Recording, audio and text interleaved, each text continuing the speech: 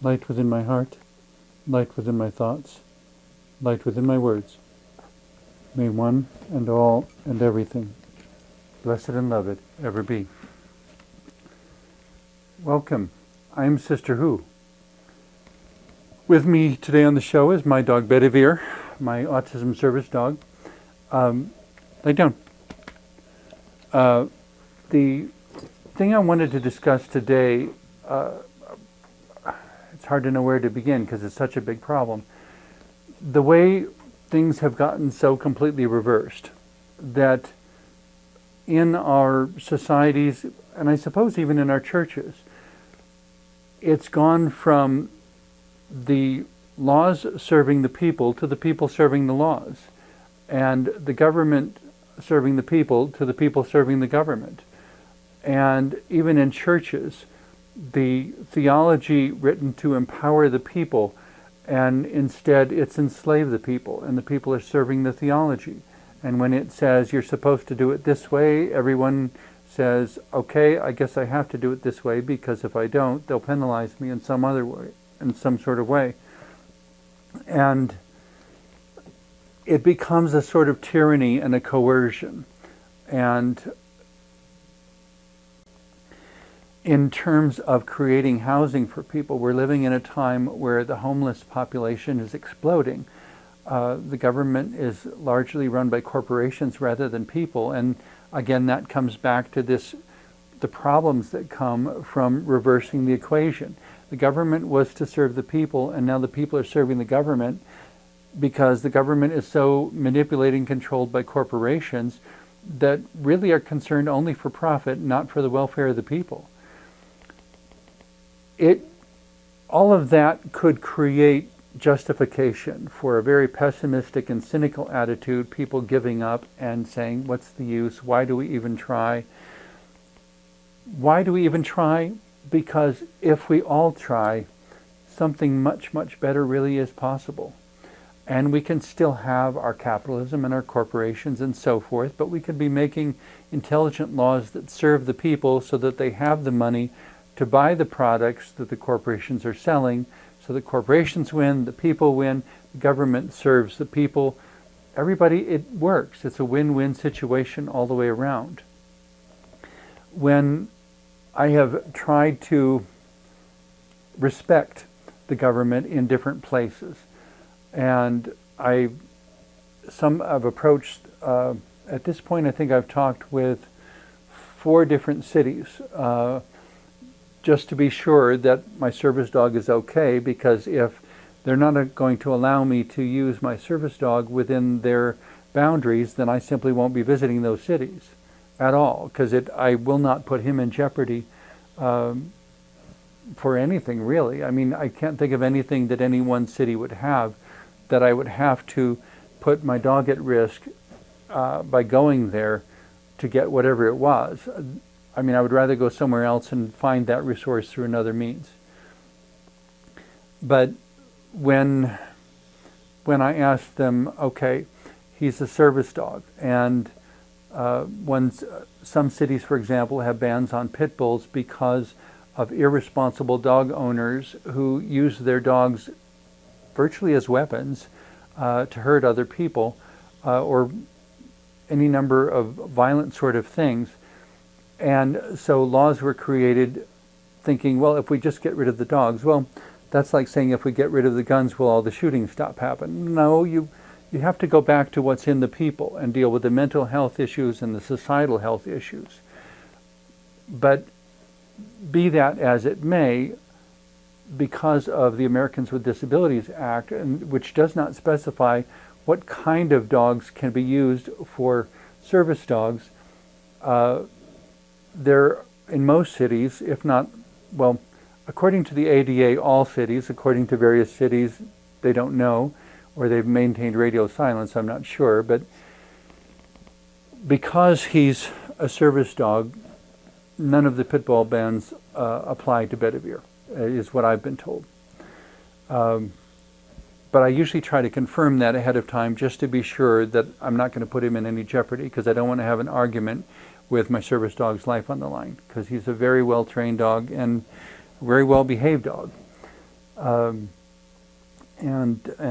I did that myself through hours upon hours upon hours of investment, working with him to help him understand what's expected and how he needs to behave. The issue I'm trying to get at within this episode, though, is for, at least in the United States, where it's very much written into our history, a government of the people, by the people, and for the people. The people have to be the ones running their government rather than the government running the people. It's the dog wagging its tail rather than the tail wagging the dog. The dog is the one that needs to be in control, or everything's out of balance and it's unhealthy and a whole lot of other problems follow. At the present time in the United States, there are massive problems with homelessness because of the ways corporations have driven the real estate industry into something that no longer meets the needs of the people, and there isn't enough concern about that.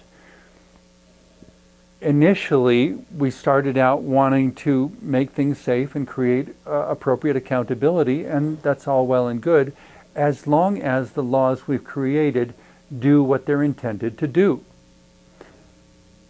When the tail begins wagging the dog, or the people are now being controlled by the laws instead of the laws serving the people serving the laws rather than laws serving the people, you wind up with peculiarities like the occupancy permit, where somebody in a municipal administration can determine whether or not someone's allowed to live within any particular structure. It makes no sense if the alternative for that person is to be homeless, sleeping on a subway grate, or loitering in a bus stop trying to get out of the weather, because the shed or the garage or whatever it was that could offer them some shelter is not legally allowed, as there's no occupancy permit for that structure. In the beginning, the whole permitting process was to make sure that people who built things and wired things and did the plumbing and things and created heating systems, that they did their job correctly and well, and it should be checked, and to be sure that all the honest plumbers and electricians would have nothing to worry about, and the ones that were maybe not quite as honest, looking to cut corners, would be caught before anything they did would be allowed to hurt anyone else. And once we got all of those permits in place, though, somebody jumped ahead and said, how about an occupancy permit to summarize the whole thing? Well, there's nothing about having carpeting or not having carpeting that makes a place safe or unsafe. If it becomes a debate about economic issues, that we don't want them moving in until the carpeting is down because I don't know what, insisting that a place be 100% finished before anyone's allowed to live in it really had more to do with patronizing certain companies and businesses and economic interests rather than providing shelter for the people. And that's where it began to become a situation where the tail was wagging the dog. And the people seeking shelter, seeking a good place to call home, were now having to spend even more money before they would even have a place to live. For people who had enough money, it wasn't a problem. For the poor and the working class, however, that became an excruciating problem. And in a sense also, because all these things are being decided on a corporate level, it begins to create a category of second-class citizenship that should be, in my opinion, should be an outrage to everyone with any moral conscience whatsoever. And yet, in the communities I've lived in, because of my autism and because I was not allowed to finish my doctoral program and become a college professor, one thing led to another, and I wound up forced into living off of disability income for my autism and living in subsidized housing. And what I keep experiencing is that these are old places that have not been updated or fixed up adequately, that have somehow managed to make it through all the bureaucracy and are approved as subsidized housing. But then when I come into these sorts of places and I notice things that are broken or that need fixing or that are not functioning the way they would have to be functioning to get an occupancy permit within a brand new house, nobody will do anything, because it's like the fact that I am in the economic lower class means that I'm supposed to be less, put up with less, expect to be treated as less, and I'm saying no. As Sister Who, as an interfaith minister, as a person with social conscience, a person is a person is a person is a person. I don't care how poor or homeless even the person is. You treat them with respect and you do your best. And you don't expect them to live in something that you wouldn't be content to live in yourself. In the same way, there was one brief time in my life where I owned this really old house that could have had part of it rented out to somebody else, but I decided at the beginning that I was not going to rent it to anyone until it was good enough that I would consent to live in it myself. I'm not totally obnoxious, and I mean, I'm not, I don't expect anything luxurious or whatever, but I would finish it completely before I ever consented to rent it to anyone. I never got to that point anyway, so it became a moot point. But my point is simply that I have what I've checked. I've looked around, I've seen what other people live with, I've seen some of the deplorable conditions other people live in, and I just say this is not right. But the answer is not to grant a building department person the ability to withdraw an occupancy permit and say, this structure doesn't have an occupancy permit, and that's all I'm concerned with. Essentially, they're abusing their position, because by doing that, they're creating more homeless people. These are people who are not homeless, and yes, their environment was not up to a desirable standard. To me, the answer is not to throw them out on the street, but to say, how can we bring this up to standard? How can we make these laws work for us? How can we make the laws work for the people? Make the whole permitting structure that was intended to provide people with safe and finished homes, make it provide safe and finished homes, rather than making people homeless because it's not what somebody thinks it should be. I'm not what somebody thinks I should be. Probably a lot of somebody's. The point in being a complex society with literally billions of citizens, though, is that there needs to be viable alternatives for all of us. And that no matter who or what you find yourselves to be, there's a place for you. There's a way for you to have food, clothing, shelter, transportation, communication, the basics you need to survive in today's world. Again and again, I found myself in situations, where first some administrator would make whatever I needed essential. You have to have this, and then they would make it impossible or out of reach. First they would say, you have to have this, and then they would make it impossible for me to get that. They would say, you have to earn this much money a year, but you've been classified as autism and no one will hire you, so now you're on disability because no one will pay you as much as we say you have to have in order to be here. It's adversarial and self-sabotaging, and it's the kind of thing that at a certain level is kind of crazy making. And even being homeless after a time, that's an oppressive, dysfunctional situation that will actually have a negative effect on you mentally. So why is it perfectly okay with all these other people that this many people are homeless? Their mental health is being attacked. I believe it's society's responsibility to do something. I do whatever I can. If everybody else does whatever they can, the problem will be solved.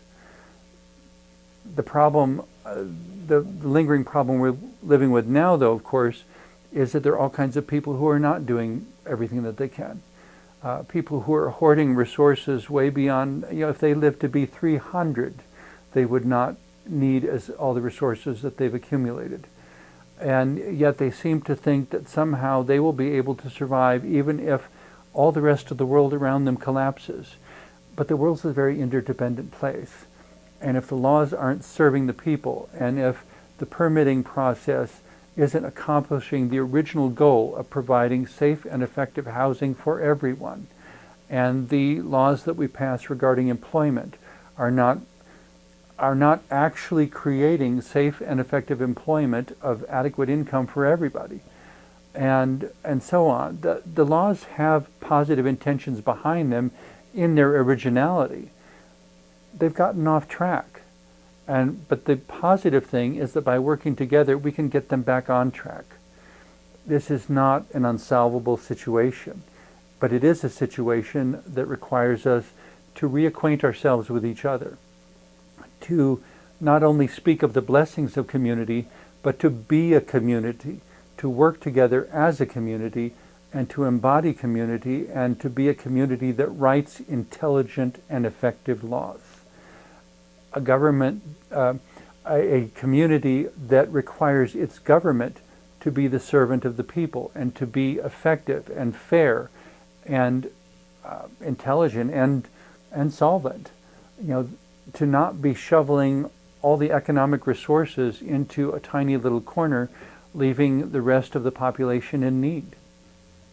And I realize I'm very much up on a political social soapbox of late, but this point really came home to me a couple days ago when I attended a church service. And it was a progressive sort of church service. And in and of itself, it was all very wonderful. The music was great. The people were friendly. The worship space was great. And yet somehow I got the impression of it being this big kind of distraction, this sort of entertainment. And I really had to wonder, I hope that I get to know the people of the congregation better as time goes on, that there are other opportunities for getting to know them, because there certainly wasn't a lot of opportunity within the church service, of course, because it was the presentation by the minister and so forth. It reminded me of a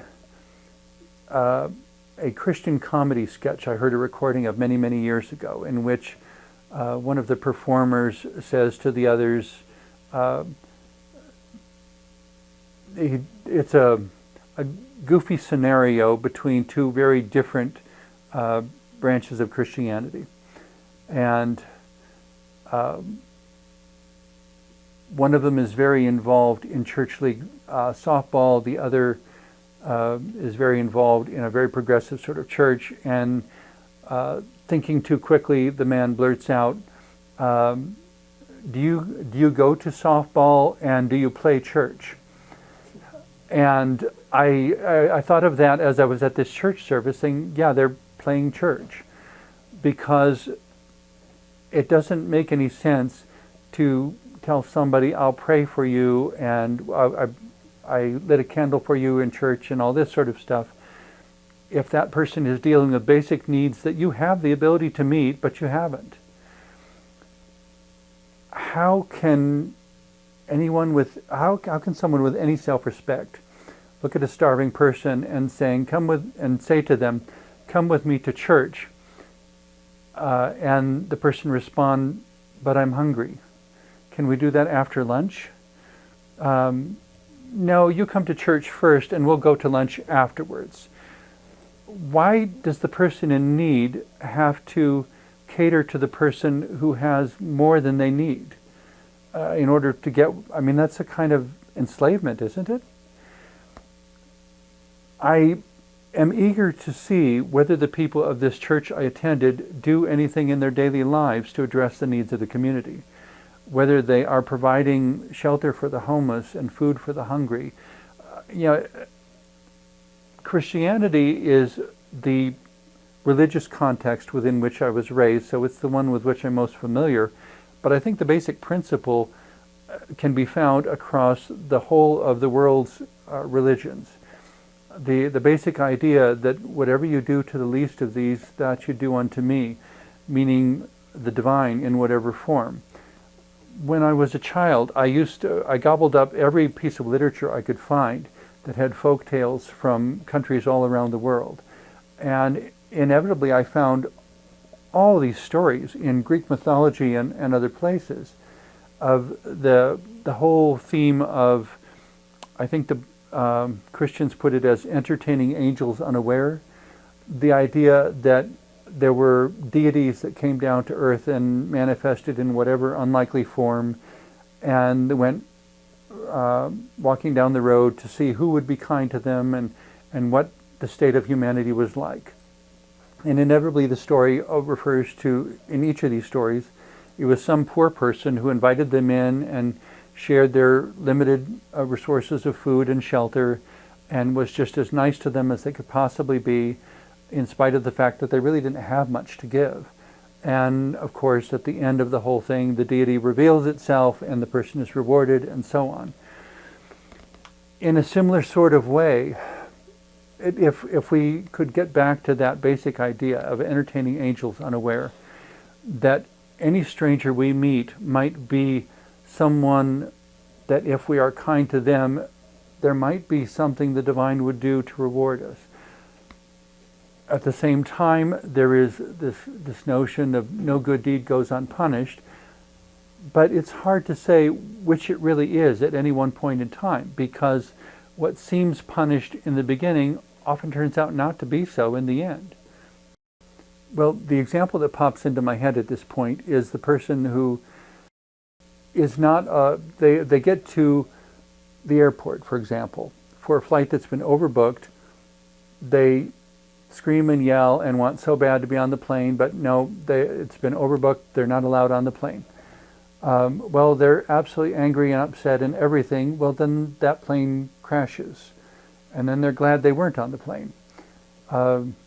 It kind of reminds me of a quote I've been repeating to myself a lot lately from a character in a movie called Griffin.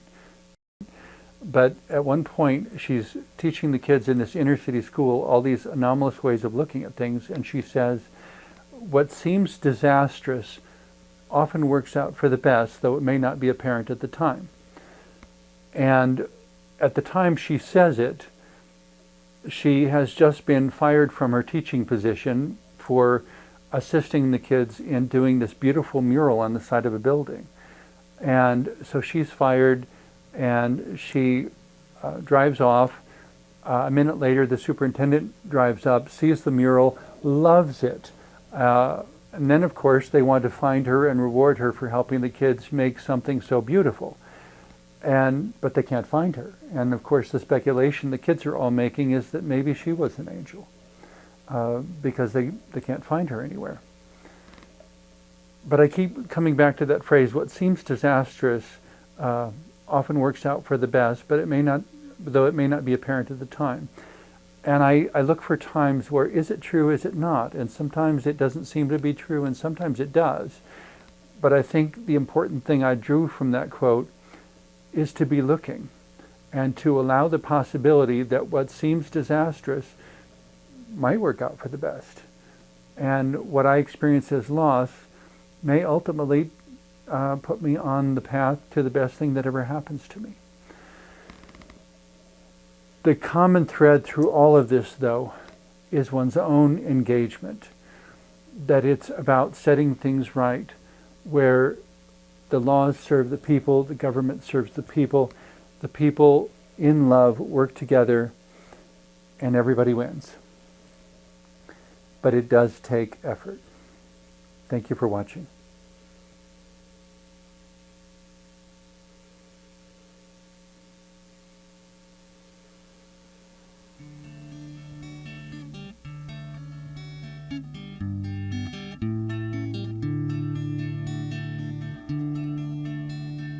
In my nothingness, a seed of life may grow. In my somethingness, a light may finally show. In my growingness, wisdom I may know. In my beingness, love may finally flow. In my nothingness, a seed of life may grow. In my somethingness, a light may finally show. In my growingness, wisdom I may know. In my beingness, love may finally flow. In my nothingness, a seed of life may grow. In my somethingness, a light may finally show. In my growingness, wisdom I may know. In my beingness, love may finally flow.